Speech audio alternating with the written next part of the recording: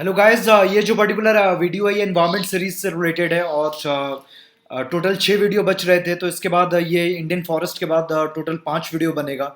एक होगा ozone depletion पे, एक होगा क्लाइमेट चेंज के पार्ट 2 पे, एक क्रिटिकली इंडेंजर्ड स्पीसीज पे, एक वेटलैंड्स पे और एक नेशनल पार्क्स पे। तो इस पर्टिकुलर वीडियो को डिस्कस करते हैं इंडियन फॉरेस्ट। तो इससे पहले फॉरेस्ट से रिलेटेड मैं 2 वीडियो बना चुका हूँ।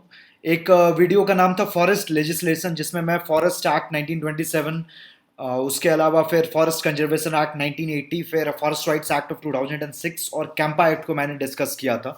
और एक वीडियो मैंने फॉरेस्ट सर्वे से रिलेटेड बनाया। तो वो दोनों वीडियोस अगर आप फॉरेस्ट रिलेटेड नहीं देखे होंगे तो then definitely do watch those videos, क्योंकि होता ऐसा है कि दो सवाल लगभग लगभग फॉरेस्ट से आता ही आता है। लगभग लगभग ऐसा अनुमान है कि लास्ट ईयर तो इनफैक्ट 3 या 4 सवाल आए थे। 3 सवाल फॉरेस्ट लेजिस्लेशन से था, एक कैंपा से था, एक फॉरेस्ट कंजर्वेशन एक्ट से था, एक फॉरेस्ट राइट्स एक्ट से था और एक फॉरेस्ट सर्वे से आया था सवाल। तो फॉरेस्ट लेजिस्लेशन और फॉरेस्ट सर्वे मैंने कवर कर दिया है। उसके अलावा जो भी स्पेसिफिक्स हैं फॉरेस्ट से रिलेटेड की फॉरेस्ट पॉलिसी क्या है, डेफिनेशन ऑफ फॉरेस्ट क्या है, importance of forest, challenges related to forest और फिर गवर्नमेंट की जो जो स्कीम्स है फॉरेस्ट कंजर्वेशन से रिलेटेड, तो उन चीज़ों को इस पर्टिकुलर वीडियो में डिस्कस करेंगे। तो सबसे पहले स्टार्ट करते हैं कि इंडिया में फॉरेस्ट का डेफिनेशन कैसे लिया जाता है। तो सबसे पहले स्टार्ट करते हैं इकोलॉजिकल डेफिनेशन से। And any area which is dominated by trees और any ecosystem that is dominated by trees, उसको हम लोग फॉरेस्ट कहते हैं। तो ये इकोलॉजिकल डेफिनेशन है, ये वर्ल्ड वाइड माना जाता है। अब इंडिया में फॉरेस्ट को डिफाइन कैसे करते हैं, तो एक होता है लीगल डेफिनेशन। जहां तक लॉ की बात होगी या कोर्ट केस की बात होगी तो लीगल डेफिनेशन को सुना जाएगा। Any area that is notified under the forest act of 1927 that is considered as forest area.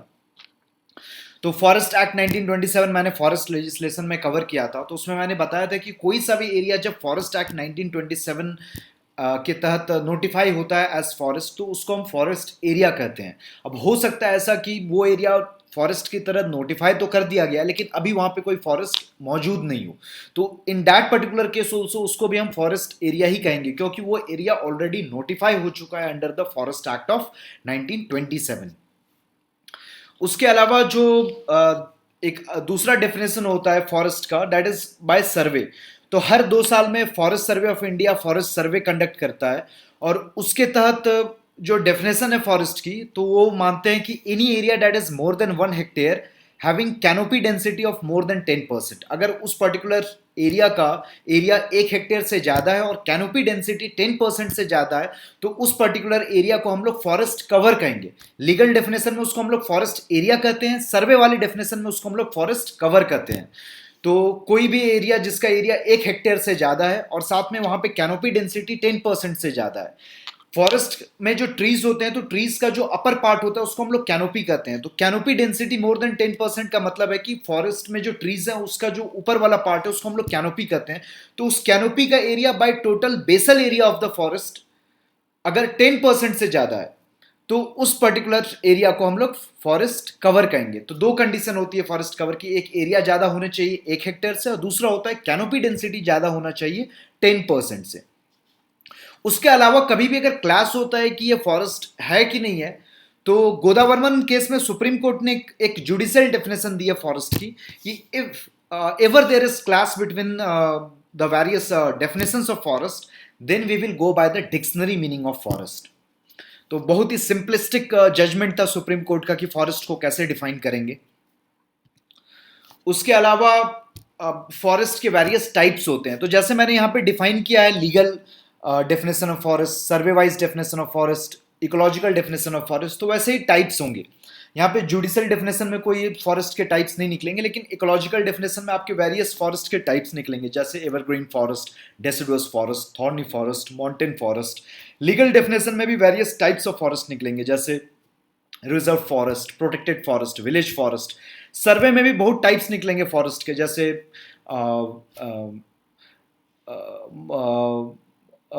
Open forest, moderately dense forest, very dense forest, ये सब टाइप्स हैं।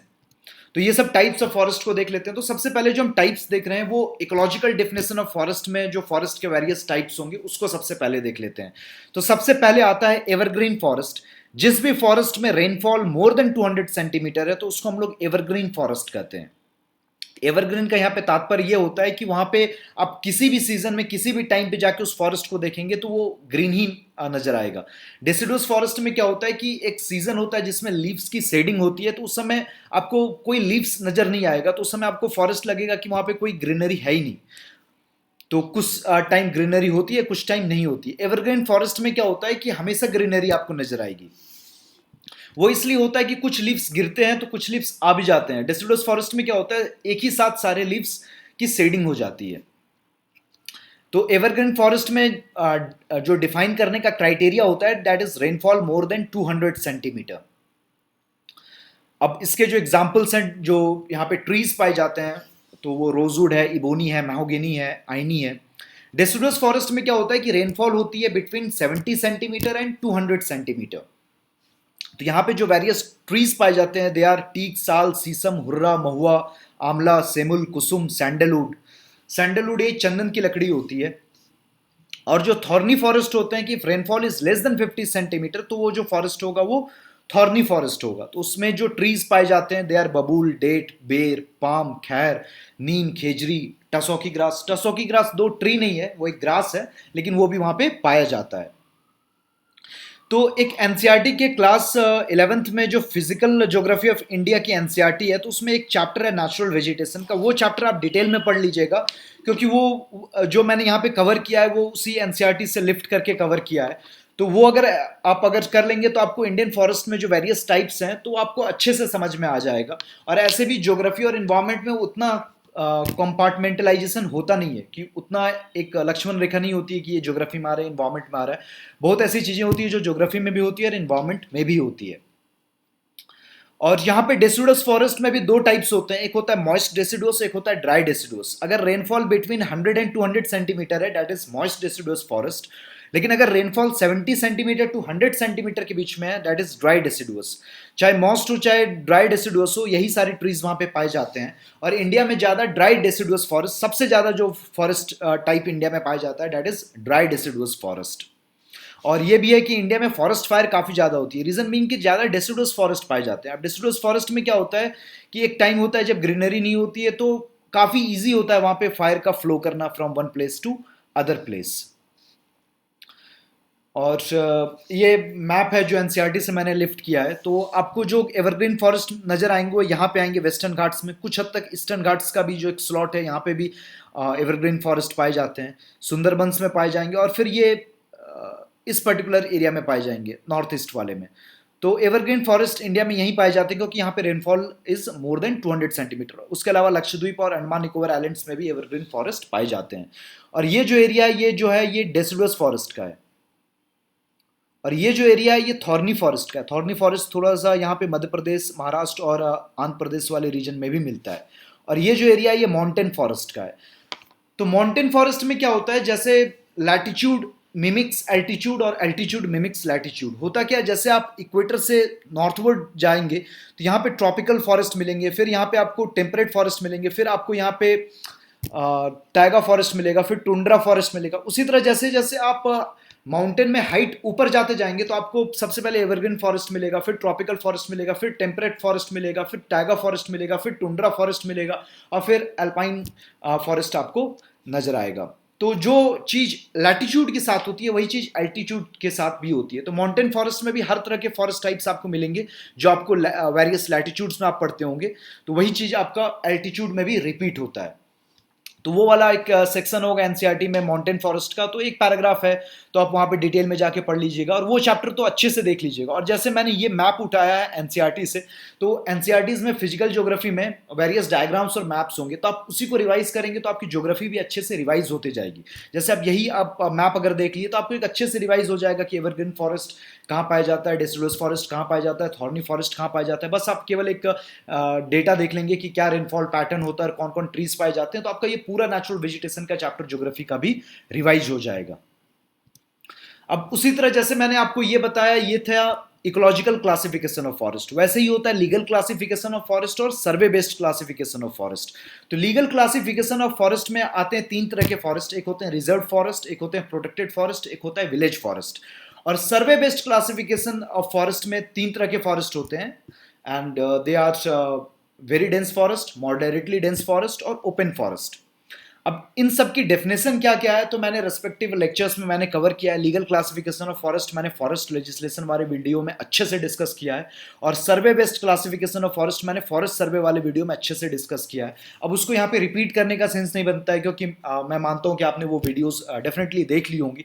अब जितना भी मैंने इन्वायरमेंट से रिलेटेड मैंने अभी तक वीडियोस बनाया हूँ, और इसके बाद और 5 वीडियोस आएंगी, उसमें आपका पूरा का पूरा इन्वायरमेंट कंप्लीट हो जाएगा। अगर आपने शंकर वाली बुक भी अगर पढ़ रखी होगी तो आपको पता लग जाएगा, जितना आपको संगर में पता होगा वो सारी चीज मैंने कवर कर दी है। बस कल मैं स्टार्टिंग का 2 चैप्टर कवर नहीं कर रहा हूँ, दैट इज इकोसिस्टम और इकोलॉजी वाला, कि फूड चेन फूड वेब, क्योंकि वो काफी बेसिक सा चैप्टर है, उसको अभी डिस्कस करने का मतलब नहीं बनता है, क्योंकि जो भी लोग प्रीलिम्स दे रहे हैं उनके लिए वो मीनिंगफुल नहीं होगा अभी।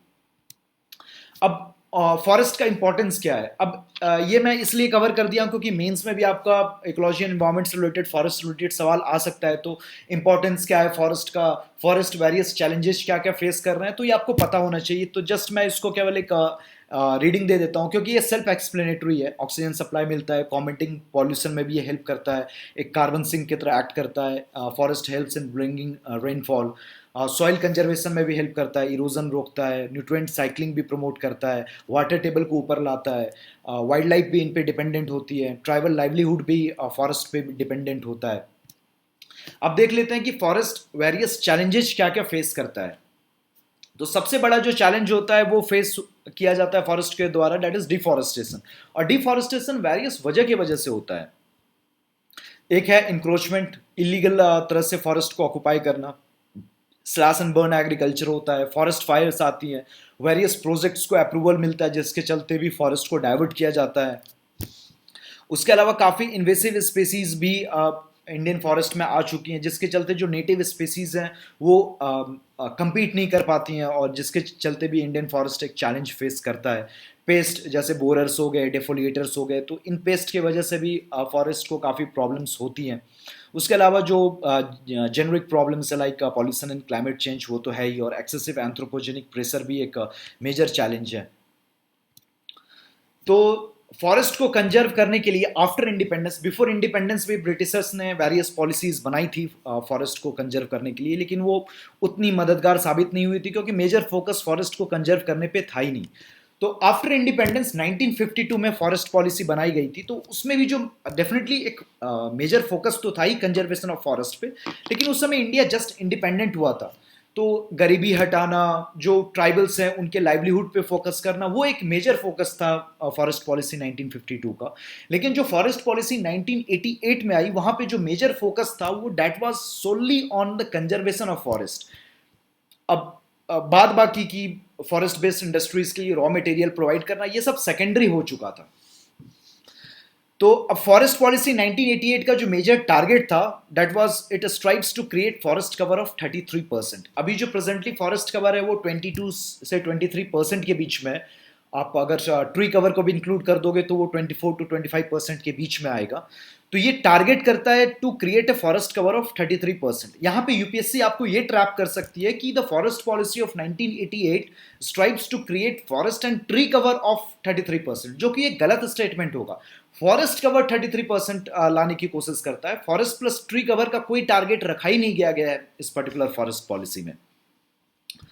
मेजर फोकस आपको मैंने बताया कंजर्वेशन ऑफ फॉरेस्ट पे, लेकिन हाँ सेकेंडरी फोकस इन चीज़ों पे भी है, जैसे ट्राइबल लाइवलीहुड हो गया, या फिर providing raw materials for the forest based industries. Research and scientific management of forest पे भी फोकस किया गया है, क्योंकि जैसे जैसे रिसर्च होता है तो वैसे वैसे आपको नई स्पीसीज और नई सिल्विकल्चर टेक्निक्स के बारे में पता चलता है कि किस एरिया में कौन से ट्रीज को ग्रो करना चाहिए, नर्सरी प्रैक्टिसेस के बारे में पता चलता है, पेस्ट मैनेजमेंट के बारे में पता चलता है। तो उस पर रिसर्च करना भी काफ़ी इंपॉर्टेंट है, और इस पॉलिसी में उस चीज़ पे भी स्ट्रेस दिया गया है। उसके अलावा अर्बन एंड सोशल फॉरेस्ट्री पे भी इस पर्टिकुलर पॉलिसी में स्ट्रेस दिया गया है। जैसे आप देखते होंगे कि रेलवे लाइंस के अलोंग या फिर कैनाल्स के अलोंग काफ़ी ज़्यादा अर्बन फॉरेस्ट्री और सोशल फॉरेस्ट्री को प्रमोट किया जा रहा है, वो इसी फॉरेस्ट पॉलिसी 1988 के तहत ही किया जाता है। उसके अलावा प्रमोशन ऑफ कंपोजिट वुड भी एक पर्टिकुलर एस्पेक्ट है इस फॉरेस्ट पॉलिसी का। कंपोजिट वुड क्या होता है कि उसमें वुड भी यूज़ करते हैं और साथ में different materials like plastic, metals, वो सब भी यूज़ करते हैं। एक एग्जांपल के तौर पे मैं आपको बताऊं, जैसे प्लाईवुड।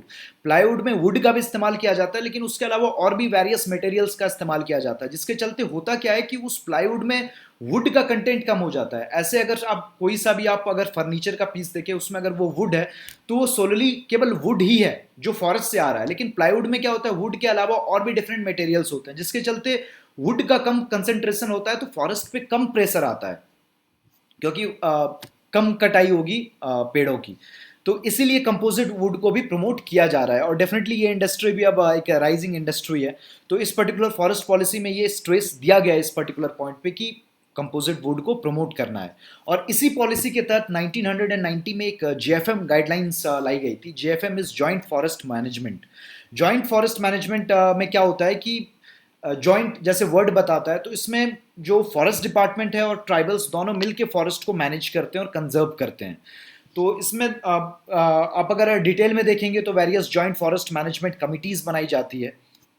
तो जितने भी फंड्स आते हैं, जैसे जो भी फॉरेस्ट है उसमें जो भी वुड को अगर बेचा गया या फिर अगर नॉन टिम्बर फॉरेस्ट प्रोड्यूस को बेचा गया, तो वहाँ से जो कमाई आ रही है उसको यूटिलाइज किया जाता है ट्राइबल्स के एम्पावरमेंट के लिए। तो भी ट्राइबल्स को एक इंसेंटिव मिलता है कि फॉरेस्ट को वो कंजर्व करे। तो जब दोनों फॉरेस्ट डिपार्टमेंट और ट्राइबल्स मिलकर फॉरेस्ट को कंजर्व करते हैं, that leads to better conservation of forest. तो ये कंसेप्ट है जॉइंट फॉरेस्ट मैनेजमेंट का। ये स्टार्ट हुआ था बेसिकली 1970s में। एक अरावरी फॉरेस्ट डिवीजन है वेस्ट बंगाल में, वहाँ पे अजीत कुमार बैनर्जी नाम के एक आईएफएस ऑफिसर थे, तो उन्होंने ये पर्टिकुलर प्रैक्टिस को स्टार्ट किया था। और उस समय कोई एक लीगल बैकग्राउंड नहीं मिला था, लेकिन जैसे ही लीगल बैकग्राउंड कहना गलत होगा, क्योंकि पॉलिसी के तहत ही इसको पावर मिल रहा है इस पर्टिकुलर प्रैक्टिस को। तो joint forest management guidelines I forest policy of 1988 के तहत, और उसके बाद जॉइंट फॉरेस्ट मैनेजमेंट कमिटीज़ बनने लगी, और ट्राइबल्स और फॉरेस्ट डिपार्टमेंट दोनों मिलकर फॉरेस्ट को कंजर्व करने लगे। तो वेरियस स्टेट्स जहाँ पे काफ़ी ज़्यादा फॉरेस्ट कवर मिलता है, तो यहाँ पे आप देखेंगे जो various joint forest management committees बनाई जाती हैं और जॉइंट फॉरेस्ट मैनेजमेंट के लिए। तो आपको एक कंप्रिहेंसिव कंसेप्ट समझ में आना चाहिए कि फॉरेस्ट डिपार्टमेंट और ट्राइबल्स दोनों मिलके फॉरेस्ट को यहाँ पे कंजर्व कर रहे हैं। उसके अलावा आपको बस इतना पता होना चाहिए कि जैसे मैंने एक मेंस में आपका सवाल आ सकता है इंडियन फॉरेस्ट रिलेटेड की क्या इंपॉर्टेंस है, क्या चैलेंजेस फेस कर रहे हैं, तो आपको ये भी पता होना चाहिए गवर्नमेंट ने क्या क्या स्टेप्स लिया है फॉरेस्ट को कंजर्व करने के लिए। तो ये 5 स्टेप्स हैं जो आपको पता होना चाहिए। एक है ग्रीन इंडिया मिशन। तो मैं क्लाइमेट चेंज के जो पार्ट 2 वाली वीडियो होगी, तो उसमें आपको मैं बताऊंगा एक पर्टिकुलर गवर्नमेंट का प्रोग्राम है, that is national action plan to combat climate change. उसके तहत टोटल 8 मिशन है, तो उसमें एक मिशन है ग्रीन इंडिया मिशन। इसमें फॉरेस्ट को कंजर्व करने से रिलेटेड ये एक मिशन है। इसमें मेन 3 कंपोनेंट्स हैं, एक फॉरेस्ट कवर को बढ़ाना, दूसरा फॉरेस्ट की क्वालिटी को बढ़ाना, और तीसरा जो फॉरेस्ट पे डिपेंडेंट लोग हैं, ट्राइबल्स हैं, उनकी लाइवलीहुड को एनहांस करना। ये 3 कंपोनेंट है ग्रीन इंडिया मिशन का। उसके अलावा नेशनल एफोरेस्टेशन प्रोग्राम काफ़ी सालों से चलता आ रहा है, इसके वेरियस फेजेस हैं। तो इस पर आपको डिटेल में नहीं देखना है, बस आपको एक नाम पता होना चाहिए फ्रॉम मेन्स पर्सपेक्टिव। उसके अलावा फॉरेस्ट फायर को प्रिवेंट करने के लिए गवर्नमेंट की एक स्कीम है, that is forest fire prevention and management scheme. उसके अलावा मैंने कंपा आपको बताया हुआ है, जो फॉरेस्ट लेजिस्लेशन वाला मैंने जो वेरियस 4 एक्ट्स को कवर किया था, उसमें लास्ट एक्ट मैंने जो कवर किया था दैट वाज कैंपा। तो कैंपा को मैंने डिटेल में डिस्कस किया है कि how it is related to compensatory afforestation. उसके अलावा इंडिया ने 3 आईएनडीसीज दिए हैं। उसमें एक आईएनडीसी फॉरेस्ट कवर को बढ़ाने से रिलेटेड है। वो आईएनडीसी ये कहता है to create additional carbon sink of 2.5 to 3 billion tonnes by 2030। तो ये तभी पॉसिबल होगा जब फॉरेस्ट कवर को बढ़ाया जाएगा। तो इनडायरेक्ट वे में ये आईएनडीसी यही कह रहा है कि इंडिया फॉरेस्ट कवर को बढ़ाएगा या फॉरेस्ट की क्वालिटी को बढ़ाएगा। तो ये सारे स्टेप्स गवर्नमेंट ने अभी तक लिए in order to enhance the forest cover और to enhance the quality of forest in India.